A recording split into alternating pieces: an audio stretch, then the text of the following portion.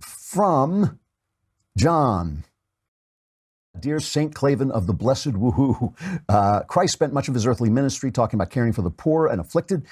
Even beyond Matthew 25, there's plenty of evidence to suggest that Christ holds a special contempt for those who refuse to help the poor. As someone who is generally conservative myself, I wrestle with the sometimes conflicting assumptions about those in poverty that I hear in both the Gospels and dogmatic American conservatism. I was curious how you personally deal with that tension, or if you even find that tension to be there. I don't find it. I find the tension sometimes there between conservatives and Christian teaching, but not between conservatism. I don't think that Jesus was preaching to a movement or to a country. I think he was preaching to you. I think he was telling you what you should do with your life.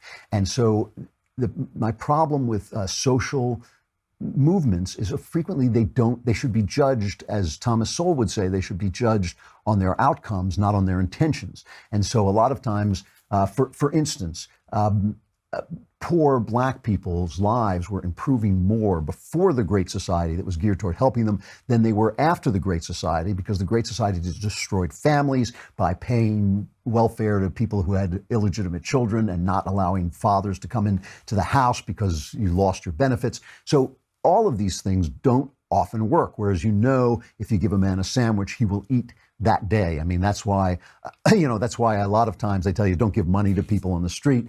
But I believe in helping the poor. I mean, one of the tensions in my own life is I believe that God actually wants me to be doing the things that I'm doing. That is, to be writing, to be speaking, to communicate. And sometimes when I volunteer my time to people who are underprivileged, or I volunteer my time to people who are in trouble, I sometimes feel that I'm not using my time the way God meant me to use my time. So there's a tension there. But I do not feel that leftism helps the poor. I feel it destroys economies. I feel it destroys initiative. I feel it destroys families. It hates the family. It has to hate the family because it wants all the power centered on the government. It destroys associations that help the poor, like churches and clubs and things like that. So I do not feel it is good for the poor. You cannot judge it on its intentions and on its language. You have to judge it on its outcomes. And I feel leftism is actually bad for the poor ultimately.